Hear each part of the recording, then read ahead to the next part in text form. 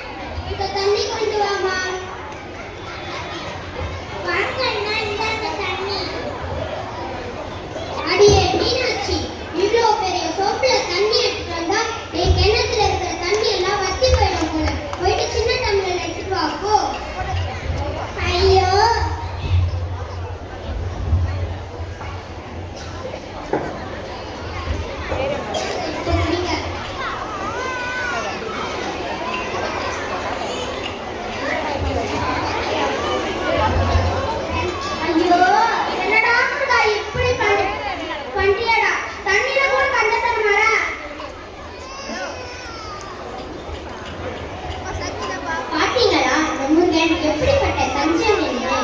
காட்சி 2, வீதியில்.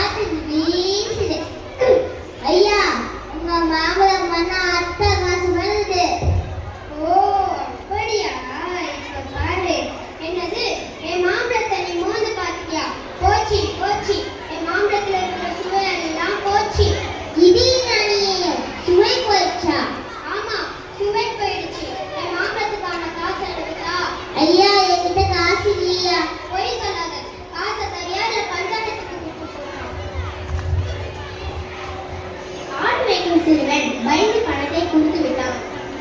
காட்சி 3, வீதியில்.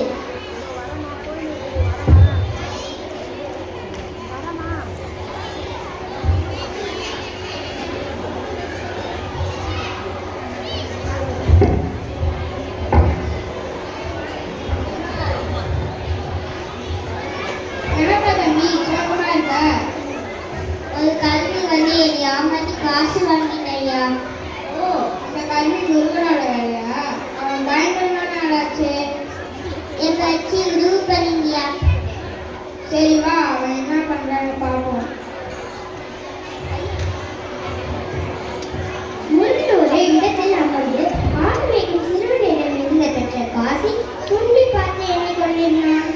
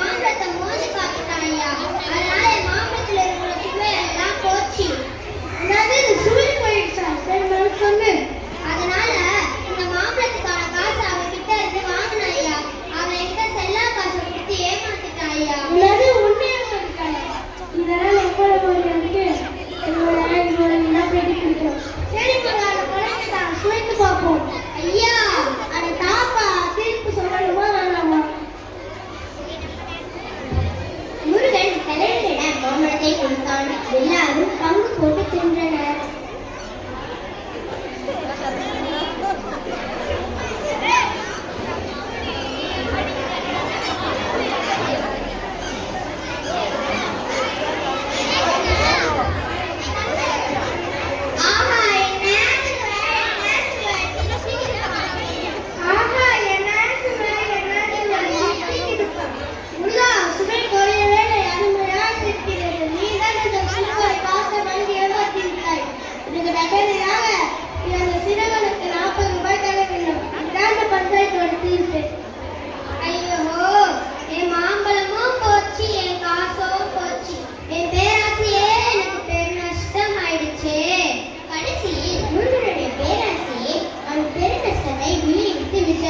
எனவே மாணவ செல்வங்களை நாம் நமது வாழ்க்கையில் இறைவன் கூட்டத்தை வைத்துக் கொண்டு சந்தோஷமாக வாழ கற்றுக்கொள்ள வேண்டும்.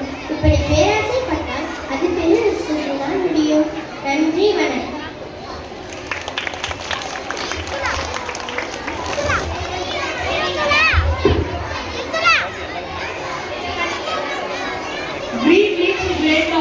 என்பதை அருமையாக நடித்து காட்டிய நமது மாணவர்களுக்கு ஒரு பலத்த கைத்தட்டல் கொடுப்போமா?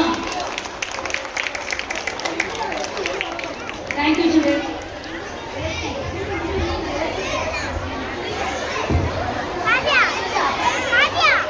நேரமானாலும் சோர்வு அடையாமல் இவ்வளவு நேரம் நன்றாக எங்களை உற்சாகப்படுத்தியவர்களுக்கு மிகுந்த நன்றி.